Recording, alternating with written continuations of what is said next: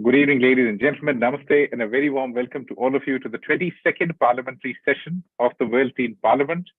We are very happy to welcome all of you to the 22nd Parliamentary Session of the World Teen Parliament, where today we have some amazing guests who will be sharing their time and also guiding all the teen MPs and influencers at the World Teen Parliament. Before we start the session, let me give you a small introduction about the World Teen Parliament. So the World Teen Parliament is the world's first and the world's only elected parliament of teenagers from across the world, where every year we ask teenagers from different parts of the world to give solutions to global and local problems. They create a small little video that's put on YouTube, then people support them and they go through a voting round. And on the basis of those, top 100 teenagers who get the maximum votes become a part of the World Teen Parliament for a tenure of 1 year or 12 months. Every year, these teenagers work on those issues and the World Teen Parliament gives them training, mentorship, and funding so that they can enhance the way they wanted to improve the world and work on their ideas better. Today, when we meet in the 22nd Parliamentary Session, this is the second World Teen Parliament that is going on right now. The children that you see in front of you have gone through a series of voting rounds.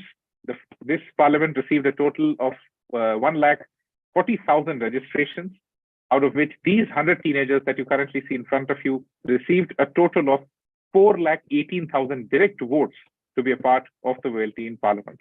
Every month, we try to give them an opportunity to interact with actual policymakers, learn from them, question them, and try to see the world from a very different lens. This is a program that puts together teenagers from different parts of the world, giving them an opportunity to understand global citizenship, policy making, and how do problems get solved by policy makers. So thank you so much, everyone, for being a part of this 22nd Parliamentary Session. The format of this session is pretty simple. We'll be inviting all our three guests one by one for their opening address, and then it's a question ask. Some of the questions we've already received from all the teen MPs and influencers. If you are tuned in on YouTube and listening to us there, please feel free to submit your questions in comments, and we'll try to ask them to the guests today. Thank you so much, everyone, for joining us once again. Let me invite but before we invite the first guest, there's one small thing. The registrations for the third World Teen Parliament have already opened. So if you are a teenager or if you have a teenager around you who might have an idea to improve the world, make sure that they become a part of the World Teen Parliament, share their ideas with us. It's a completely free initiative. They don't have to pay a single penny to anyone to be a part of the World Teen Parliament. Most importantly, these registrations will close on 15th of December. So make sure their entries come in before that so that they can be a part of the third World Teen Parliament, which will get constituted on 22nd of January, 2024 for the next 12 months. Thank you so much, everyone, for being a part of the 22nd Parliamentary Session. Let me invite the first speaker for today for the opening address of the 22nd Parliamentary Session of the World Teen Parliament. A very warm welcome to Mrs. Kirsty Blackman, who is the Shadow SNP spokesperson of the Cabinet Office and a Member of Parliament of the UK government from Scotland. Over to Ms. Kirsty for her opening address. A very warm welcome, ma'am. Over to you. Hello and good afternoon from Aberdeen, Scotland, where we are currently having terrible storms. It has been dreadful weather the last few days, but it is, well, hopefully stopping raining sometime soon. So we should be out of the worst of the flooding. I want to talk to you a little bit about what my job involves, what MPs do. I want to talk to you a wee bit about what you can do and the power that you have within you and the abilities that you have to take action and make change. So as a Member of Parliament, there are two parts to my job. The first part is to do with making laws, making legislation, scrutinising the government's laws. So if the government puts forward laws, then those of us who are looking at that will say, well, you could improve it by doing this. So there's an awful lot of reading involved. There's an awful lot of understanding to try to work out actually what is the intention of this, and then how can we improve it so that it works better. So, you know, there are times when we just say, this law is terrible, don't do it. But more often we are saying, here's how you could improve this law. Here's how you could make it better. Here's how you could make changes so that it will work for more people. So that's the part of my job that is in Westminster, in the House of Commons in London, is to do with mostly to do with legislation, to do with raising issues on a big stage as well. But the most important part of my job is not the stuff that I do in London. It's not the stuff that people see on telly. It's not the stuff that you would watch on the TV. It is the other bit, which is about helping people. So I do a huge amount of constituency casework. The casework involves somebody coming to me with a problem, any kind of problem. It could be a massive problem, it could be a tiny problem. Me and my team of staff will do everything that we can to help that person to try and solve that problem. And we get everything. We get the full range. So we had someone come into the office one day to say, I haven't eaten in 3 days. My dog hasn't eaten in 3 days. I'm in desperate need. Please, could you help? We get someone coming into the office to say, my neighbour's tree's too big. Could you please get it cut down? And, those are the extremes. Now, from my point of view and from the point of view of my team, that is the most important thing for that person that day. They wouldn't have come to see their MP. They wouldn't come and speak to my staff if this wasn't something that was really, really important to them. So we do everything that we can to solve any problem that comes through our door. Sometimes they email, sometimes they phone, sometimes they come into the office, but we will do everything we can. We recognize that some problems are more urgent than others, but they are all important and they all need solved. We have problems that take years to solve. We have problems that we may never solve. Sometimes some of the immigration issues, for example, people trying to get visas, people trying to get residency in the UK, we can support them for years and years and see them on a regular basis. One person one day came running into my office and said, could you please tell me what 64 kilograms is in stones? And we Googled it and told him, and he ran away. And I've never seen him again, but we solved his problem on that day. And that's what you've got to do. You've got to solve the problem that is in front of you on that day. And it doesn't matter how old you are. It doesn't matter how old you are, whether or not you can do this. I was first elected to the local council when I was 21. So I have been dealing with people's problems and sorting problems for people since I was 21. Formally, but you can do it before that. You don't have to be elected to a parliament, to a council. You are all elected to the World Teen Parliament, but you don't have to be to try and make a difference. What you need to do is to look at where you can see those levers that you can pull, where you can see the places that you can put yourselves in there and try and make change. And that might be going out in your local community and encouraging people to pick up litter. That might be talking to people about the impacts of climate change. That might be helping people campaign and campaigning yourselves against injustice. It could be a very small issue, it could be a very big issue, but think about what your talents and your skills are and think about how you can use that to make a difference in the world. Every positive difference, no matter how big, no matter how small, adds together.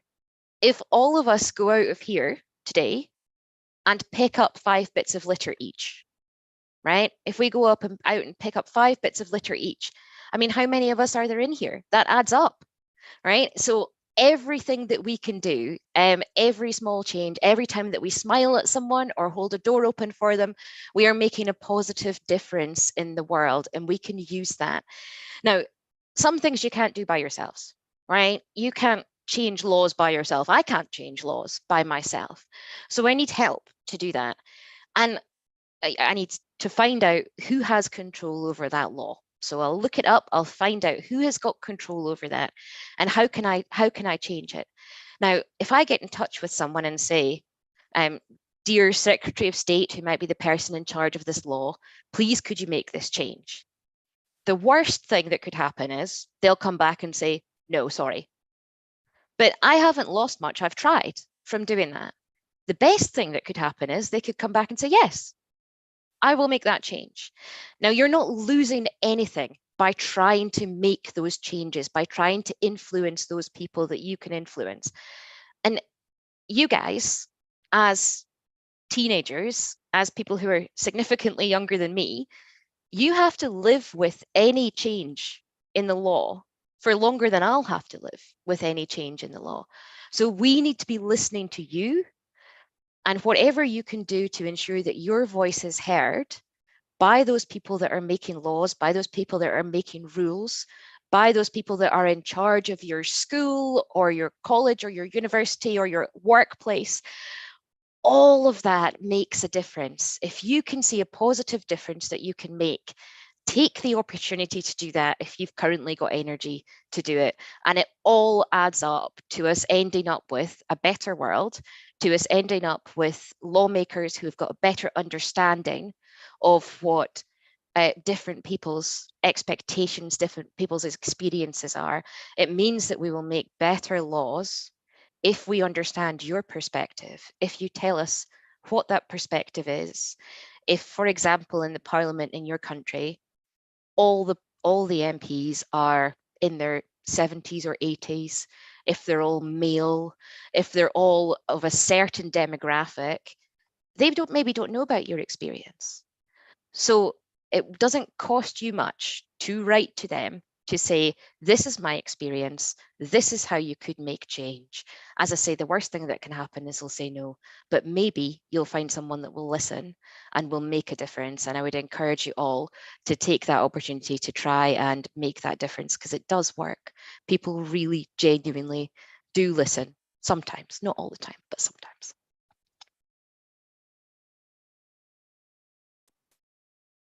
Thank you so much, MP Kirsty, for that amazing start to the 22nd Parliamentary session. I think this is what these teenagers needed to listen, to get the right kick, to get the right start to this session. Just to summarize or keep the important points in mind, a very important thing that Kirsty started with is reading a lot and understanding what implications the word has on people. Understanding how legislation, just a small little sentence, changes the lives of millions of people forever. And you as teenagers have to live with the law much longer than anyone else. So think about it. Think about reading what the legislation in your respective country says. Do you understand it? Do you concur with it? If you don't, that's where the role of a citizen comes in. And that's where the whole system really starts from. The problem of democracy is it's only as good as the citizenry is. It's as simple as that. If the citizenry is not active enough, democracy loses its luster and color that we all celebrate so much across the globe. Thank you so much, Kirsty. Let me invite the next speaker for the opening address. A very warm welcome to Dr. Mrs. Päivi Räsänen, the Member of Parliament from Finland. A very warm welcome, ma'am. Over to you for your opening address to the 22nd Parliamentary session, and a very warm welcome.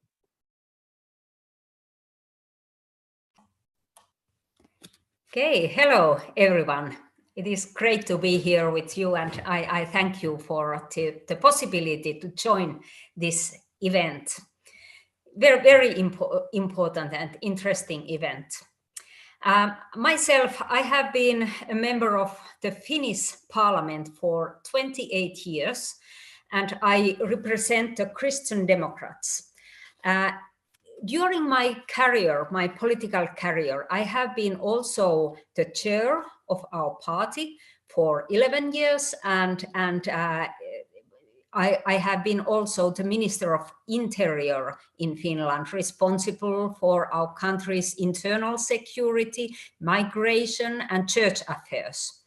And nowadays, I'm also a member of City Council, Church Council, and County Council, which is responsible for social welfare and healthcare in my home area. So I have had many responsibilities in public life. And I want to tell something about Finland. On Freedom House's World Freedom Index, Finns top the chart as the most free country in the world, scoring 100 out of 100. The index measures, among other things, rule of law, security and safety, freedom of religion and expression, civil society rights, and freedom to trade internationally. And Finland has also this year again been named the happiest country in the world for the sixth year in a row. So I send greetings from the happiest country of the world. About my background, I studied medicine at the University of Helsinki, and I worked as a medical doctor about 10 years before attending to the political life, before the election to the Parliament of Finland. And as a physician, the ethical questions I came across, especially related to abortions and protection of human life, aroused my interest in politics. I also wanted to defend Christian values and to influence the reasons behind social problems that were increasing during that time, in the beginning of 19th. We had the economical recession time then. And also I was a mother of 4 children, which aroused my interest in family politics. But the defending the value of life in the beginning of life and in the end, and also for all people, it has been my top priority as an MP. And nowadays I am a member of Social and Healthcare Committee and also Foreign Affairs Committee. And nowadays the Christian Democrats are a part of coalition government. Important issues for me during this electoral term are balancing the public finances and securing the well-being of families, children, young people, and also elderly people, and improving high-quality social and healthcare services for all. Of course, it is also Finland. We are the neighbor country of Russia, which is in war against Ukraine. And also for us, it is very important to strengthen our security and safety. And we just joined also the membership of NATO. I'm married. I have 5 grown-up children and 10 grandchildren. I'm already 63 years old now.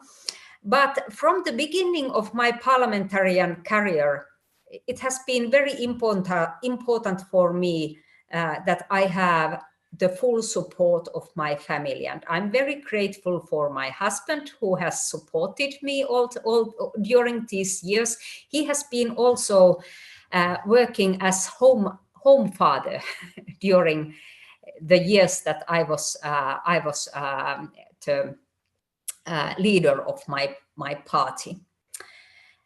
And in fact, I had 4 children under the age of 7, one of them a 10-month-old baby when I came a parliamentarian. And our 5th child was born during my first electoral term. But in Finland, combining family life with a parliamentarian career is possible. We have also a very good daycare system in our society, and I think that it is important, and school system also. The role of youth is essential in building a nation and creating collaboration between nations and parties worldwide. Young, passionate people with a clear vision of the future tend to find a place where they can make an impact regardless of their life circumstances. And you can be the future leaders and the ones who will shape the future of your country for better. Values such as integrity, humility, honesty, kindness, and perseverance are some key factors that contribute to success. And I encourage you to study diligently, to read different party programs to find a platform and a value basis that feel like a good place to work on. And I encourage you to establish loving, stable families, because our societies are ultimately built on healthy families. So it is good to be able to collaborate widely across party lines, both in the parliament and at grassroots level, to achieve the goals one considers important to achieve. Multi-party cooperation, dialogue, and consensus seeking should be integral parts of any political culture. It is essential that young people are trusted and given more opportunities to be involved in political parties. So we should strongly aim to prevent the social exclusion of young people in our societies. And from the perspective of social and economic sustainability and the future of our nations, young people are of great importance, and their role is essential in creating economic well-being and a better quality of the life for communities.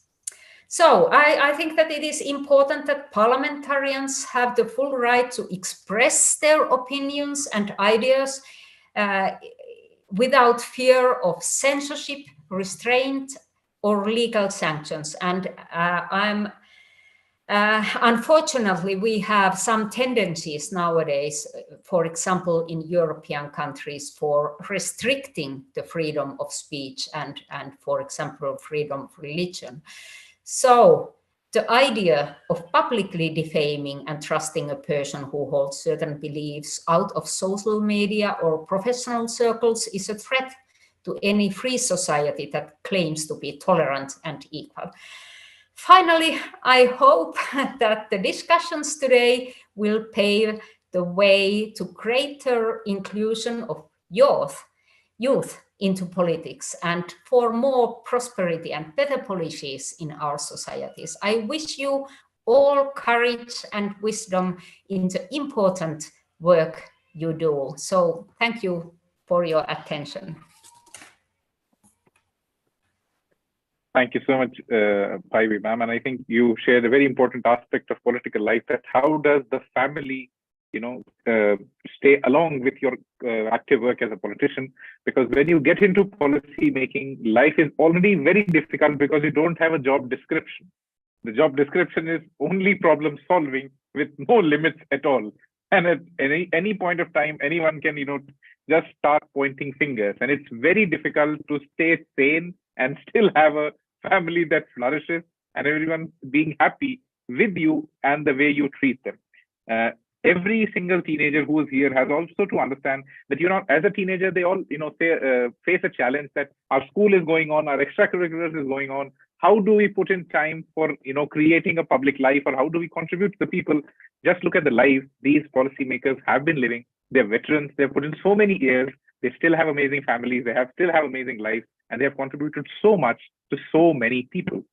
So everyone has the same amount of time. It's just the perspective that puts you in the right place. Thank you so much, ma'am, for that opening address, the 22nd Parliamentary session.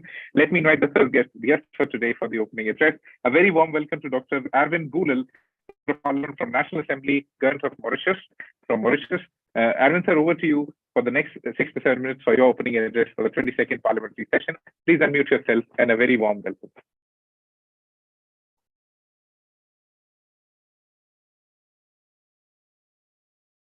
Hello, do you hear me now? Yeah, thank you. Good evening, namaste.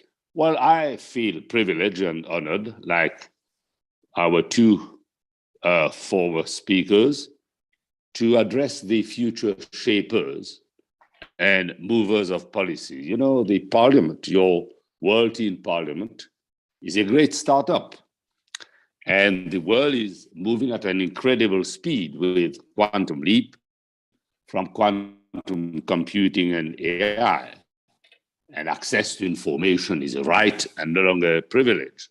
But let me tell our young friends that as a teen, you'll probably move in 6 different jobs in your work lifetime. And therefore, your level of preparedness is important. As a seasoned MP, I can share with you things that you know very well. And of course, in politics, you have to work with commoners and royalties, and you have to do so without fear or prejudice. But then leveling up is the key to success. You know what they say, a politician campaigns in poetry and govern in prose. Now, as my two colleagues have stated, the electorate, can be difficult, but you have to lend your ears to the constituents, irrespective of their political allegiance. And one thing that an MP should never do is never be an absentee MP. And political surgeries have to be conducted on a regular basis. Then one has to ask, what do voters want? Basic needs. And a country is on the move with a culture of innovation, research, and development. And the way forward rests on education, employability, employment, empowerment, empathy, and equity for equality. Now, what is Parliament? Parliament is sovereign, and it is the temple of democracy. But then the Speaker of the House has to be first and foremost independent and fiercely independent, and has to catch the eyes of all members without any differential or special treatment extended to any member. I recall that when one has to intervene, and that it's, on a bill, you have to make sure that simplicity is the soul of the wit to captivate those who are listening to you. But then, be it in a small island democratic state or in a big, alleged, real democratic country, the demarcation line between democratic institutions has to be wide. But one thing that I'm sure my friends have experienced, or if they've not, one thing that we don't want to experience, be it in a small island developing state or in any other democratic state, is beware of the tyranny of numbers if the speaker is in collusion with the leader of the House. And of course, opposition must have its say, and government its way. And government is government, but government cannot so decide if there is no transparency and accountability. Now, as an MP from a small island developing state, of course, I nurture the ambition to make the Republic of Mauritius a model of democracy and an ocean state for sustainable development. As we say, the way forward is to adapt to the dynamics of change. And if you don't adapt to the dynamic of change, you run the risk of perishing.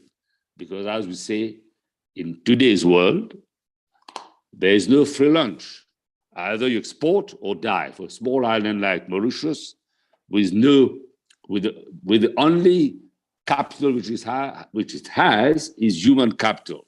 So either we export or die, and there's no predictable or reliable market access. If there's no predictable or reliable market access, it can be a doomsday scenario. But then you have to make sure there's constant value addition. Now, cross-cutting issues, and these issues have been raised, like the blue economy, the climate change, food security, law and order, peace and security should feature high on your agenda. But then the worst scourge facing the youth is the drug scourge. And you have to stand united to wage war on drugs. My humble advice to you is not to rush in like angels with a tight fist to join political parties, but make grassroots politics your soundboard and your springboard. Nurture your ambition in all legitimacy.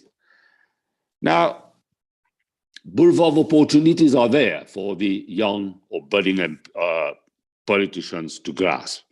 And state offers scholarship and reputed philanthropic organization, trust and foundation, and corporate bodies have corporate social responsibility to empower. As we say, go for the hands up and not the hands out approach. Now, what can I wish our young friends? Best, because the world has to be a better place, as has been stated by the honorable MP from Finland. Okay, is it Finland? Huh? Now, we're on the verge of a third world, of a war, okay, which can become the third world war, and we're very worried. And you know, the impact of uncertainty, of instability in areas which are net producers of oil and gas. You know the impact that this will have on small island developing states like Mauritius. So what do you have to do as young politicians, teen, members of the World Teen Parliament? You have to be heard. Make yourself heard worldwide and convey strong message and signals that there's a call for peace. If you have to revive all accord,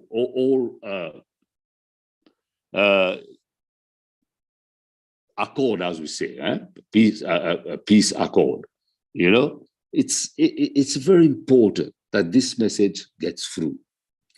And I've seen what young people can do, because whether we like it or not, what we need, we have to make the world a better place. And to do so, you have to stand united. And on this agenda, there's no difference, because without peace, there cannot be stability and security. And don't think that you're simply a member of the World Teen Parliament. There are things that you can do which can make the slight difference. And that the slight difference can lead to better things. So I wish you well, think well, ponder wisely, and I'm sure things will get better. Be it at the World Teen Parliament, or at the United Nations General Assembly, or at the United Nations Security Council, we have to lock our forces and look up to ourselves and say, we can do it. And I know you can. Thank you very much. Thank you so much, sir. Giving the teenagers a perspective into how do they impact the big picture, and when we stand at a cusp of where many, as nations, there are many conflicting perspectives, which might result into a war which we all don't want and nobody wants. And how do teenagers become a part of a peace accord that might come into place, or that must come into place in the coming times, is something that's very essential and very important that all these teenagers should focus their attention towards. So thank you so much to three of our guests for the opening address. Now we enter into the question round. These teenagers who have studied about you, who know a little bit about you from online and whatever sources they had to it, they had at their hand, they've prepared some questions and they would ask you any of the questions that come your way. They might be addressed to any specific speaker, but it's not necessary that that speaker only answers the question. All the three speakers are, absolutely free to answer, weigh in, and where you want to have a conversation with the teenagers. If you allow them to have a follow-up question, they can ask you a follow-up question. So now it's basically an open floor question hour when they'll be posing questions to you. Let me now invite the teen MPs to pose their questions. The first question comes from MP Twisha Rawat. Twisha, over to you. Please ask your question. Thank you, sir. Good evening, everybody. My name is Twisha Rawat, and I'm a student from the Kalyani School from Pune, Maharashtra, India. My question is directed towards Mrs. Kirsty Blackman. With the recent developments that are taking place in artificial intelligence, protecting human neuro rights, particularly human rights to privacy, is a major concern. What steps do you think should be taken on an international level to ensure that one's neuro data is protected? I actually think we're quite behind the curve here. We have taken a very long time to get to the point of protecting data in general. The EU has got strong data protection rules in place, but it has taken us too long to get here. In the UK, we have just passed the Online Safety Bill, which is about keeping people safe online. And again, we really needed that 20 years ago. We didn't need it today. So I think it is important that we protect people's neurodata. I think that is the case. I think we need to look at the data protection bills that there are in place in countries around the world, particularly looking at the general data protection regulations in the EU, because I think they're a good model. But the most important thing here is that we make legislation on this quick. We make it fast, it happens soon, so that we are regulating this emerging technology as it comes into place, so that we don't have all of the problems emerge and then years down the line, we finally get the protections in place. So, you know, as I say, have a look at the EU stuff.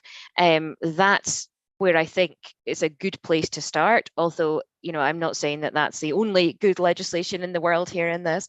But the most important thing is to ensure that MPs around the world, that lawmakers around the world understand that this is a really pressing issue that needs dealt with sooner rather than later, so that we get the law in place before people's rights are invaded and privacy is invaded and abused. Thank you, ma'am. If any of the other guests wants to, weigh in on this, because this is something that's very important across the globe. We are right now seeing a different kind of intrusion happening in privacy with AI coming in. I think Arvin sir wants to say something. Sir, over to you. Yeah, thank you very much. You know, irrespective of size of a country, access to information today is a right, and it travels at the speed of lightning. So there's a call to have international legislation, of course, based on specificity of the country. Now, the demarcation line also must not be blurred, because what is a free speech for one can be control of speech for another. Now in Mauritius, of course, we follow very closely what is happening elsewhere, and I was rather surprised when the online safety bill in UK was passed, okay, because it's a legislation that was well ventilated. And before any change is made to any legislation, especially when it comes to access to information and data protection, there's a need for wide discussion at the bar of public opinion. You have to make sure that everybody's taken on board. And we're all for exercising control, but the control should not be too overpowering as to overshadow and outdo what is freedom of speech. So that has to be clear. But at the same time, it should not be a license to utter almost anything and everything. And today, with quantum computing and AI, anything can happen. You know, anybody can mimic anybody can, we can throw insults at anybody. So there's a call to ensure that the legislation is there. And since the law is an ask, constant amendment has to be brought to the legislation. And we have to learn and draw lessons from experiences in other countries also, because the world has become a global village. Thank you very much. Thank you, sir. Thank you so much. So the next question comes from teen MP Paulina Thomas. Paulina, over to you.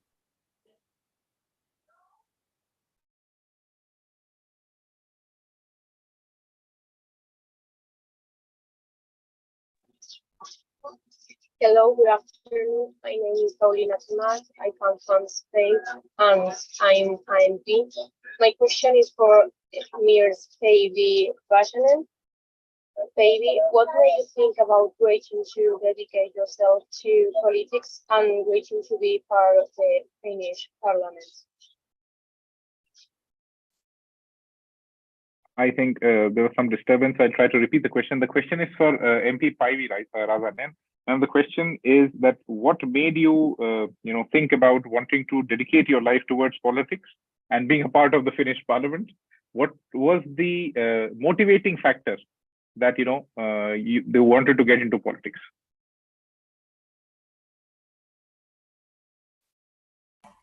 I'm sorry, could you still repeat the question? I didn't understand. I'm sorry.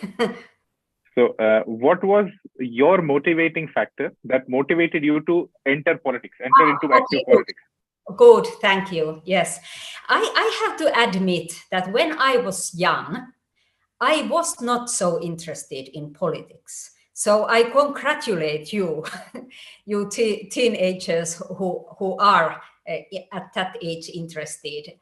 I studied to be a doctor, to a medical doctor, and also I married, I got children, but in the beginning of 90s in Finland, when I was about 30 years old, there was a period of many social problems in Finland. We have had economical recession, and at that time there was a lot of unemployment and financial and economic problems and social problems with people. There were, for example, some businesses went down, and people had divorces and suicides and many problems. And when I was working as a doctor, I thought that I would like to influence to the roots of the problems, not only to give medicine or some this kind of solutions to these people. And also at that time I had children, and the family politics was what I was interested about, the well-being of all children, and then also, as I told, as a medical doctor, the ethical issues, ethical questions in medicine were those that gained my interest in politics. And then what was very important, my husband very much encouraged me, that he said that now you should candidate to the elections of parliament. So then I decided to candidate, to stand for parliamentary elections, and I'm happy that I have had this 28 years in parliament to influence to the Finnish society and try to solve these problems in our society. Thank you so very much. I think this is where you understand as a teenager that how you know your personal challenges could motivate you to help so many more people across the world. How you see your personal life and how it impacts the lives of so many more people around you, and how you can positively contribute to making people's lives better. So the next question comes from Vandita MP Vandita Bhardwaj. Vandita Bhardwaj, over to you. Please unmute yourself. Greetings, everyone. I'm Vandita Bhardwaj, an MP at the 2nd World Teen Parliament. I'm a grade 12 student at Chinmay Vidyalaya, Vasant Vihar, New Delhi, India. My question is addressed to Mr. Arvin Boolell. As a leader of the opposition, there must have been times when you would have to put aside specific interests and work with the ruling party for the greater benefit of the nation. How did you decide when to support the ruling party and when to oppose them? Because we face similar situations in our everyday life. So how do we decide when to conform with the majority and when to take our own stand?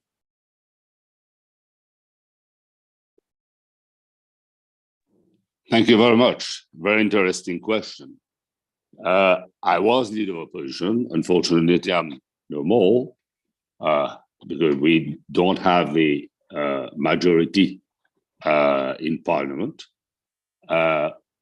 Now, the opposition has bundled its forces together, and I'm the leader of I'm the parliamentary leader of my group. Let me make it quite clear. When it comes to cross-cutting issues, for example, when we went through COVID, or cross-cutting issues like war on drugs, okay, there should be no opposition of government. we have to come together as one force, okay? Now, but then, as we say, government is government, and government so decides, sorry. But there is a will, and that will has to be translated into realities, because it has to come from both government and opposition. Sometimes the leader of the house can be very difficult. And as we say, because you see, at the end of the day, you have to respond to the need of the electorate. But when it comes to cross-cutting issue, you have to respond to the need of not your electorate, but of the nation. Unfortunately, in Mauritius, unlike UK, we don't have select committees, okay, where opposition and the government can sit and iron out their differences, except for a select committee on corruption, on fraud and corruption. Now, that does not also, the problem is sometimes there's the tyranny of numbers, as I've stated earlier, but it's very important that the demarcation line is clear. And then the opposition and government can come together, because the object is to see to it that opposition should have its say and government needs to have its way. But there's a call for convergence on cross-cutting issues. For example, we see what's happening in the Middle East, okay, on foreign affairs, okay? Because Mauritius, as a small island developing state, has to face undue problems which others do not have because of the smallness of our island. And if, as I said, so opposition and government on cross-cutting issues, subject that there's the political will, have to come together. Sometimes, you know, you don't have the people who have the will to do so. Because at the end of the day, as I've stated to you, everyone wants to score political points. And it's so doing, you defeat the very objective of what you want to achieve. And when you live in a multiracial, multicultural state, things can become more difficult because not all people rise above these considerations. And you have to err on the principle of caution. But let me conclude by saying that on cross-cutting issues, there should be no difference because the world is one, and we have to address those issues forcefully and in a meaningful and effective manner. At the end of the day, as citizens of our country, and as a hamlet in a global village, the country, we have to put people and the country first. Thank you. Thank you, sir. That was helpful. Thank you very much. It would be great if we could extend the same question to Kirsty and Päivi first. Kirsty, I think you've given an amazing answer in the chat. If you could tell us what you keep in mind, that when do you confirm with the government or the majority, and when you just say, no, I don't want to be a part of this decision, or this is something that I don't stand with. So what's that deciding factor? So as a politician, it's slightly easier because we have a manifesto, we have stood on a number of policies, we've been clear about what our policies are. But that's the case for things that were in the manifesto. That's the things for, and it's understandable. There's times that our manifesto will agree with the manifesto of the government and we will work with the government on that. However, nobody in their manifesto had COVID because we didn't know that COVID was going to happen. We didn't know what was going to happen there. We didn't know what the priorities were, but it was very clear to everyone that we needed to work together. We needed to work together in the best interest to protect as many people as possible and to try to get those decisions right. I think climate change is another issue that we all need to work together in and that we're all going the same direction in. But in your personal lives and in my personal life, and if it's a decision that was not in our manifestos, what I do is I think about whether it's the right decision for me. I think about whether it would make me uncomfortable if I was to do it. Is this something that disagrees with my views? Is this something that makes me feel, I want to use the word icky, that makes makes me feel a bit wrong? And so that is a kind of test that I put things through. And then the last thing that I said in the chat is that as you grow and learn, no matter what age you are, no matter if you are, if you've had 70 years on this planet or if you've had 15 years on this planet, as you grow and learn, your views will change. You will change your views, and that's perfectly acceptable. That shows that you're growing, that shows that you're learning. But you have to be ready to accept that your views have changed. You have to be ready to hold your hands up and say, no, I'm going to vote this way, or no, my views are this. And you've got to be ready to apologize. If you do something stupid, you have to be ready to apologize for that. We all do stupid things all the time, no matter how wonderful we are. We all make mistakes. And apologizing is a strength. It is a sign of strength. If you can apologize and then continue to be a leader, if you can apologize and then continue to make the case for whatever it is that you are supporting, for, tackling climate change, for example, apologizing is a really important thing that politicians do not do enough of. If you guys, as the next generation of politicians, can come in being ready to hold your hands up and say, I'm really sorry, I got that wrong, but this is what we're doing now, this is how we're going to fix it, then you will be much, much, much better politicians than my generation and the generations before me. We would also like to have Päivi ma'am's perspective on this, that what is that deciding factor which either puts you with the majority or that puts you against the government, or, how do you decide that whether I am with it or I am not with it? Okay, thank you so much. These other MPs, they have had very good points. So I agree a lot what, for example, Kirsty just said. I have been, during my political career, I have been in opposition and I have been in government. And just now we are in government.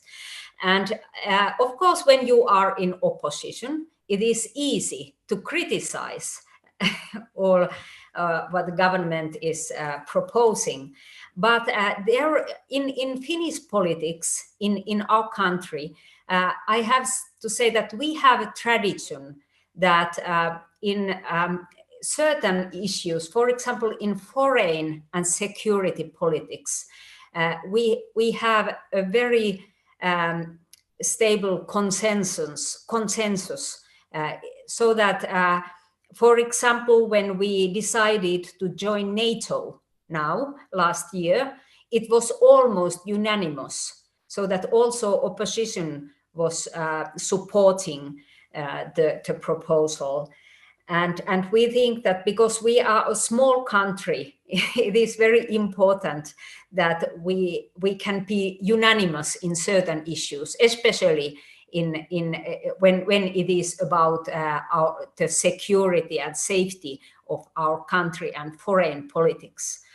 But now, now we are in government and we have very difficult financial problems because we have a problem with our debt. So we have to balance the public finances, and it is not easy because you have to do quite difficult solutions, and then it is not easy to get any support from opposition.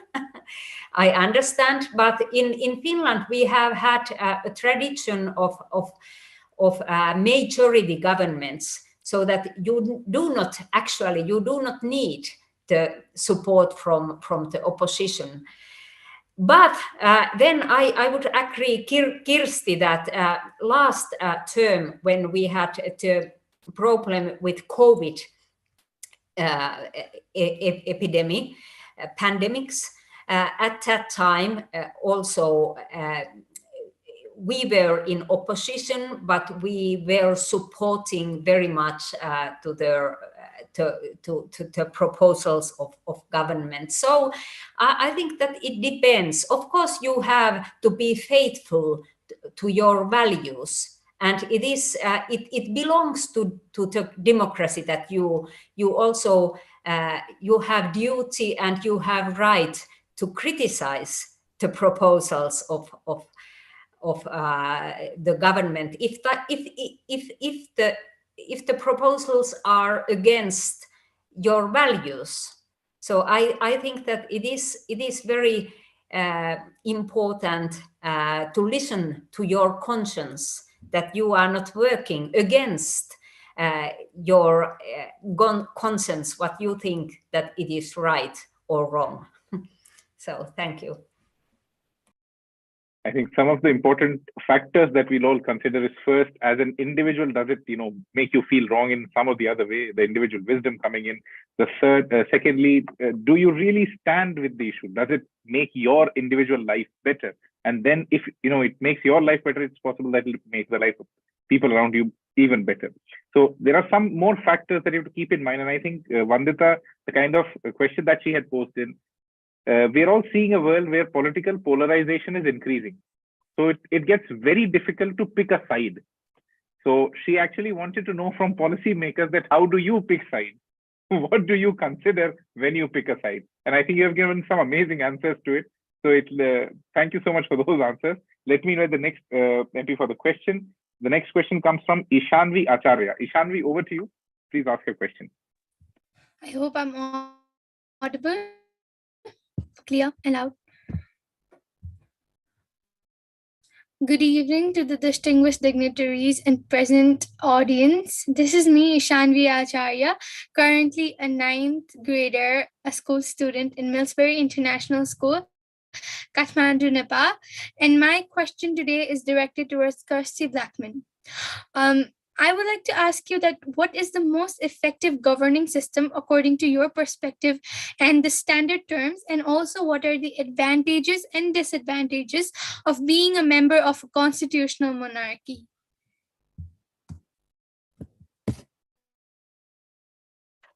Well, that's a very difficult question. I have not worked in that many different governing systems, but we have a strange situation in the United Kingdom where, it's a constitutional monarchy in the United Kingdom.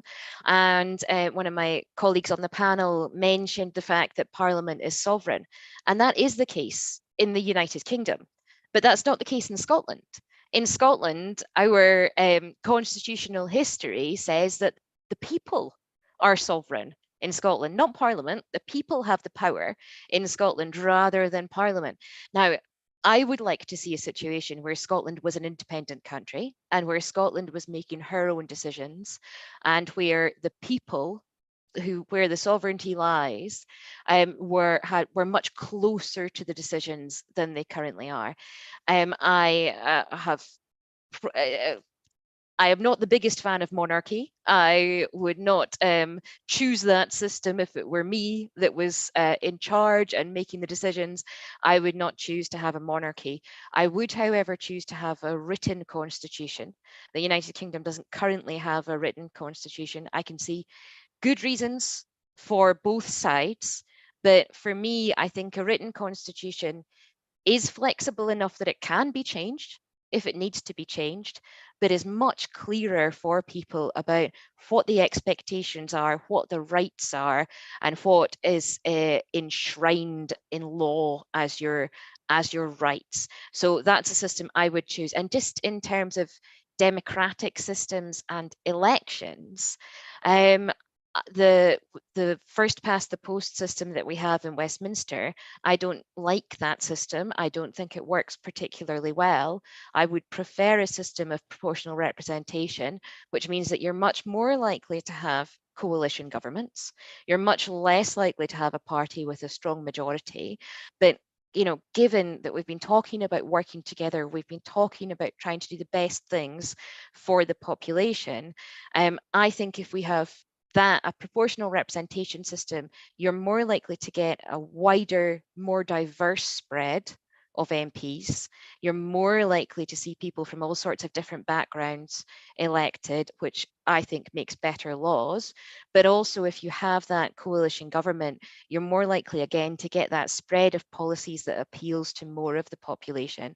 So those would be my personal preferences. Some of them are not my party's preferences necessarily, but it's just so that you're aware they are my personal preferences on this. Can I have a follow-up question as well? do you think the electing system of of proportional representation can be the one and only alternative of first past the post election? So there are many different ways of doing proportional representation. You can do proportional, and I've been elected to the local council under a single transferable vote system. So it's called single transferable vote. It basically means that you rank candidates. So you get told these are the 8 people that are standing, and you can choose 1, 2, 3, 4, as many or as few as you like. And then you end up with representing your area. You might be choosing 3 different local councillors to represent your area. So I was one of 3 that was elected on this system. Now that's one of the proportional representation systems. The one that we use in Scotland at the Parliament elections is called the additional members list system. So pretty much what they do is they split Scotland into areas. We have what is a first past the post system in the areas. And then what they do is they have an additional list that balances it out a bit. So if we end up with my party winning 5 of the 6 seats, for example, then the additional list will balance it out a bit so that it looks a bit more like what people voted for overall. So there are lots of different proportional representation systems. I really liked single transferable vote. That would be my preference. You end up with more than 1 representative for each area. So you might end up having 3 MPs for your area or 4 MPs for your area. But I like the way that system works because for me, it feels like it's the one that is closest to proportional. So closest to what people actually vote for. But I would be happier with any proportional representation system than the first past the post system that we currently have. Thank you so much for the answers. So we actually have a lot more questions, but it's nearly the conclusion time. It's already 9 p.m. India time, so we are nearly at the conclusion of the session. But before we conclude the session, I would request all our 3 guests to give a closing remark for these teenagers and how should parliaments, how should democracies evolve across the world, and how can teenagers be a part of that evolution? Because this is the next citizenry that's going to come into the world. So what do you think should be the leaving remark that you give to these teenagers and all the teenagers across the world, that how should they look at their parliaments? How should they look at their democracies? Let me invite MP Päivi Räsänen for her closing remark that she'd like to say to these teenagers across the world, that how should they be looking at their parliaments and the democracy that they have in their own country. Päivi ma'am, over to you for your closing remarks.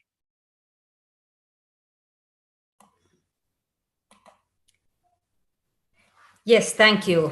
And at first, I want to thank you for this marvelous event. It was very nice to discuss with these parliamentarians, teen parliamentarians. And I think that this event is one of the solutions how to activate teenagers to discuss with parliamentarians and to meet parliamentarians. And I think that in Finland we have also some very good solutions. For example, in our municipal councils and also in the county councils, we have also seats for young people. So there are special seats for them that they can attend to these meetings, and they can also speak there and give new ideas. So they are not elected in these elections, but they can attend to these meetings. And also, I think that it is very important for teenagers in these schools to be active and they to be in contact with parties, party leaderships and with members of parliament. And of course, social media is a very good vehicle for this. So I'm very happy that many teenagers are, for example, in contact with me, and they give very good ideas. They visit in our parliament, and then when they are 18, they can also be candidates in elections, and so yes, it is very good to have many different kind of solutions to encourage young people to attend to politics and to give good ideas and fresh ideas to us old parliamentarians. So thank you so much for this event. It was a great joy for me to participate this. Thank you so much, ma'am. I think it's a very good initiative that can be replicated across countries, and I think a lot of countries are doing that. Gives some space to teenagers as well in the council meetings, in the parliament, that they are able to at least interact with governments and understand how democracy works. Over to Mr. Arvin Boolell for his closing remarks. What would he like to say to teenagers, that how should they be looking at democracies and their own parliaments and the way their country works? Thank you very much. Well, let me tell our young friends that age is man-made, and it's up to them to stand up and be counted. Parliament is not the be-all and the end-all of democracy, but it is the temple of democracy, and Parliament is sovereign. But the sovereignty extends to all democratic institutions. And I appeal to our young friends to interact, to interface, and put relevant and legitimate questions to the legislators. There's a call for dialogue, and the dialogue has to be effective dialogue, and it has to be meaningful. As I say, the approach has to be a hands-up approach. And we're all on the learning curve. No man or woman is an island unto oneself, but we're all here to learn, to acquire, to disseminate. And we have, and I call upon what I believe into, what I call the parity of esteem. And we constantly have to level up. So this forum is an opportunity, not forum. I appeal to our youngsters to interact and to interface and to raise issues where we all have commonality of interest. War on drugs. They have to make that war effective. Cross-cutting issues like climate change, law and order, research and in development and innovation.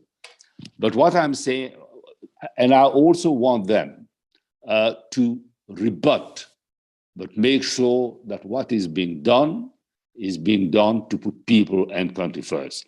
Let me say thank you to our friends. Parliament is also a youth parliament, okay? We have every year, 2 sessions, where youth parliament is held. And because the voice of the young, of the elderly, the voice of royalty, the voice of the common men and women has to be heard.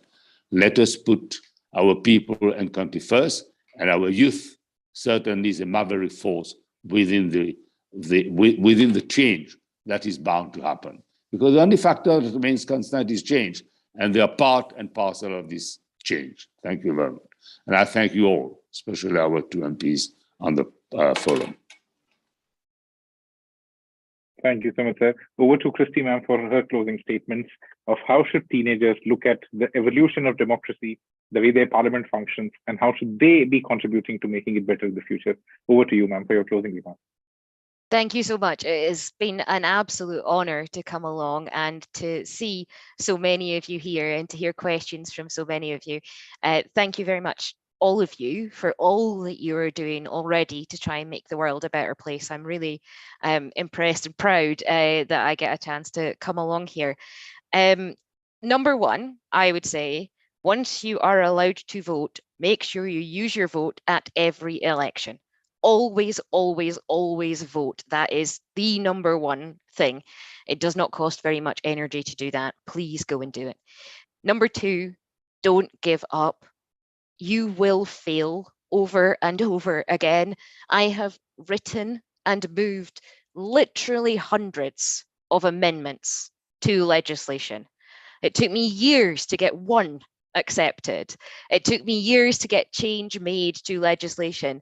But I have now done that. I have had my amendments accepted. I have had change made. I have had things that I pushed for happened, but not before I had failed so many times, right? You will fail many times. The most important thing is that you don't give up, that you keep trying. When you fall over, you pick yourself back up and you keep going. That is not the end, right? That is just one hurdle along the way. That is just one of the things along the way. All of you are human beings. You all have ideas. You all have strengths, and you all have a voice. Use your voice. You know, both of my colleagues on the panel were talking about using that voice in order that we all know what it is that you want, in order that we know what it is that you care about, in order that you can try and get that change that you need. Your voice, your opinion is just as valuable and important as my voice and my opinion. Right? I'm just lucky enough to be in the position to be an MP right now. You know, in a few years' time, some of you lot will be MPs and I won't be.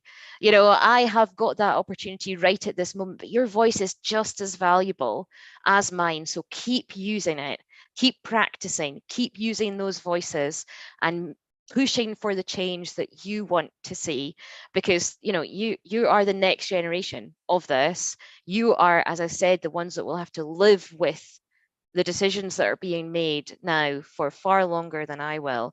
So use those voices to make your views clear, to make sure that we're making as good laws as possible now and into the future. Thank you so much, ma'am. Thank you so much to all our guests today for being here in this session. We have still not many more questions. We'll share this with the guests if they, can give some time. We request them to please reply them on email so that we can share the replies with all the teenagers. But today, the session is nearly coming to an end. We would like to extend a heartfelt thanks and to Dr. Arvin Boolell, Member of Parliament from the National Assembly and the Government of Mauritius. Thank you so much, sir, for being a part of this session. Very big thank you to Ms. Kirsty Blackman, who's the shadow SNP spokesperson for the Cabinet Office and a Member of Parliament from UK, Scotland, and Dr. Mrs. Päivi Räsänen, the Member of Parliament from Finland.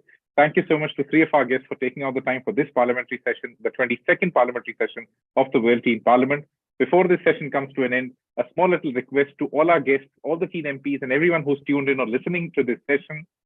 The registrations for the third World Teen Parliament are there. Make sure that teenagers from around you become a part of the World Teen Parliament. Let their voice get heard. Let them be a part of a forum where teenagers really influence policies. Thank you so much, everyone, for being a part of the 22nd parliamentary session of the World Teen Parliament. Signing off. Thank you so much. Have an amazing